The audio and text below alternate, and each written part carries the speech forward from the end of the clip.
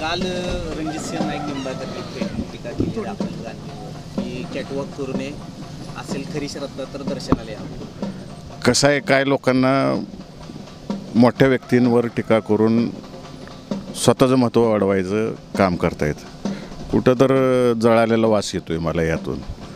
त्यामुळं जर एखादा देशाच्या पातळीवरचा नेता आपली महाराष्ट्राची परंपरा बघायला येतो तर त्याचं स्वागत केलं पाहिजे. मग ते कोणत्याही पक्षाचं असो, कोणीही येऊ, मग भाजपचा असो, NDA सारखं आघाडीतला असो किंवा इंडिया आघाडीतला असो, कोणीही येऊ, पांडुरंगापाशी राजकारण केलं गेलं नाही पाहिजे आणि अशा पद्धतीची वक्तव्य केली नाही गेली पाहिजेत. मी या गोष्टीचा निषेध करतो.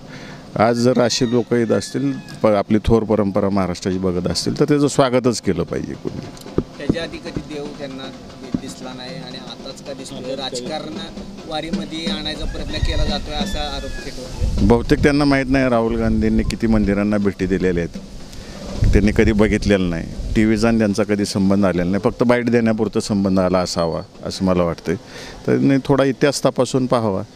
म्हणजे अगदी इंदिरा गांधींपासून आतापर्यंतचा सगळा इतिहास तपासून पाहावा आणि मग या गोष्टींवर वक्तव्य करावेत. अजून सावरलेले नाही आहेत बहुतेक. राहुल गांधींना आम्ही पवारसाहेबांच्या नेतृत्वाखाली, मी, प्रणितीताई, बाळ्यामामा, तसं संजय देना पाटील, आम्ही स्वतः सगळ्यांनी जाऊन ही महाराष्ट्राची परंपरा आपण पाहायला यावी, यात सहभागी व्हावं, अनुभव घ्यावा वारकऱ्यांचा, असं आम्ही विनंती केलेली आहे. ते लवकरच शेड्यूल कळवतो म्हणले, कसं पद्धतीनं काय करता येईल असं सांगितलेलं आहे. आता बघू, त्यांचा निरोप आला की नियोजन सुरू होईल. रिंगण होतं, त्याला यायला सुचवतात. आम्ही अशी कोणतीही तारीख त्यांना सांगितलेली नाही किंवा अकलूजलाच या किंवा पंढरपूरलाच या असं कोणतंही वक्तव्य केलं नाही. या कालावधीत या असं आमंत्रण आम्ही त्यांना दिलेलं आहे. Okay, thank you.